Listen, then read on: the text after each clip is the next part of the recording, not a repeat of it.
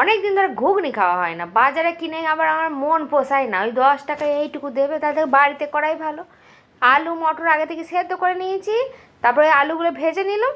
আর এ দেখো, তাড়াতাড়ি করবো বলে একটা মেশিন কিনে এনেছিলাম পেঁয়াজ কুটে। তোমরা মন করলে কিনো, খুব ভালো মেশিনটা। এবারে ওই আলু ভাজার কড়াইয়ের তেলেই দিয়ে দেবো গোটা গরম মশলা ফোড়ন, তার মধ্যে দিয়ে দেবো পেঁয়াজ কুচো, ভালো করে একটু লাল লাল করে ভেজে নেবো।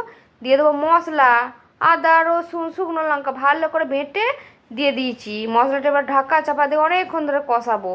ও হ্যাঁ, গোটা গরম মশলার মধ্যে আবার তেজপাতাও দিয়েছিলাম, একটু দেখে নিও। বলতে ভুল হচ্ছে, আর কি হবে। দেবো টমেটো কুচি, আর দিয়ে দেবো পরিমাণ মতো ধনে গুঁড়ো, জিরে গুঁড়ো, লবণ, হলুদ, কাশ্মীরি লঙ্কার গুঁড়ো দিয়ে ভালো করে মশলাটা মশলা থেকে তেল ছেড়ে দিলে দিয়ে দেবো সেদ্ধ করে রাখা মটর আর আলু। ভেজে নিয়েছিলাম আলুটা, দিয়ে এটাও অনেকক্ষণ ধরে ঢাকা চাপা দিয়ে কষাবো। কষানো হয়ে গেলে দিয়ে দেবো পরিমাণ মতো জল।